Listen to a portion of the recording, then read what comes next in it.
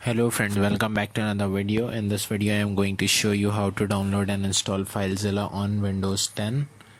So go on to the browser and write download FileZilla and press enter. The first link will appear, you have to click that and the website will open. Now you have to click the green button, that is download the FileZilla client.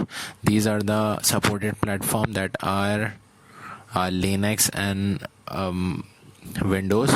As per your choice, as per your requirement, just download it. So the installation file is starting to download. The download has been completed. You have to open the installation file. Okay, so this is the file. You have to click I agree first. Just click over a button. Let me minimize all the windows. Just click I agree. Just wait for a little bit.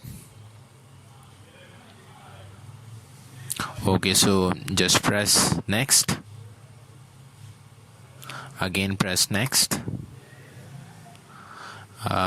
If you want to install the FileZilla in your local disk C, then you just go and click next. But I want to change the local disk directory, so I am going to change the path by clicking the browse button, and I am going to search here for local disk C. Alright, so local disk E is there. I have to click it and click OK. Press next. Now you have to click again next.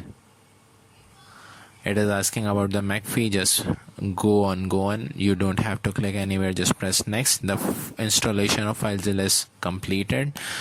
So this is the window. The FileZilla application is now appear on the screen. You can create site manager by going to the file. You can create the new site by this button.